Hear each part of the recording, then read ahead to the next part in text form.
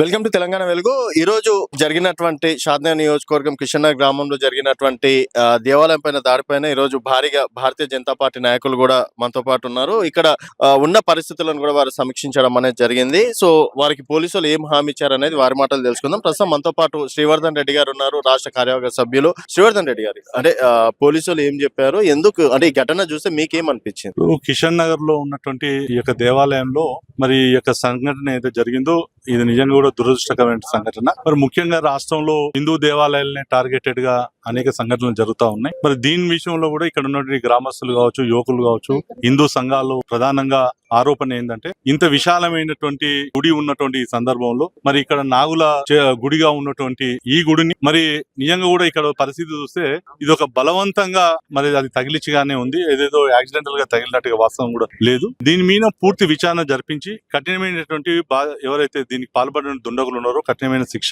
విధించాలని మరి దీనికి సంబంధించి పోలీసులు కూడా చెప్తా ఉన్నాం. ఏదైతే వాళ్ళ ప్రాథమికమైనటువంటి దర్యాప్తులో వాళ్ళు చెప్పింది ఇది ఒకవేళ వాస్తవం అయితే ఈ గ్రామస్తులు ఏదైతే గుడికి సంబంధించినటువంటి ఏ నిర్ణయం తీసుకున్నా మరి ఆ వాహనానికి సంబంధించిన యజమాని దాన్ని భరించాల్సిందే. ఒకవేళ నిజంగా కూడా పోలీసులు లేకపోతే వీళ్ళ దీని విషయంలో వెనుకడుగు వేసేది లేదు. ఎవరు కూడా భారతీయ జనతా పార్టీ అండగా ఉంటది. ఈ గ్రామస్తులు, యువకులు, ఈ యొక్క హిందూ సంఘాలు ఏ కార్యాచరణ అయితే సిద్ధం చేస్తుందో దానికి భారతీయ జనతా పార్టీ కూడా పూర్తి మద్దతు ఇస్తాం. రెండోది మేము ఒకటే కోరుతా ఉన్నాం, ఈ రాష్ట్రంలో ఏదైతే జరుగుతున్నటువంటి వరుస హిందూ దేవాలయ పైన జరుగుతున్న సంఘటనలు మరి జరిగిన సంఘటనల్లో మరి చివరిగా తేల్చేది మానసిక స్థితి లేదు, మనస్థితం తప్పిన వ్యక్తులు దాడులు అనేది వస్తుంది. ఇది కేవలం ఒక వర్గాన్ని ఒక దేవాలయాలకు ఆధారంగానే జరుగుతా ఉంది. మరి మిగతావి మానసిక స్థితి లేని వాళ్ళు మిగతా దానిలోకి ఎందుకు పోతలేరు? ఇలా సమాజంలో ఇలాంటి అనేక ప్రశ్నలు కూడా తలెత్తే విధంగా ఆలోచన చేయనప్పుడు ప్రజలందరూ కూడా ఆలోచన విధానంగానే ప్రభుత్వం పైన కాబట్టి ఈ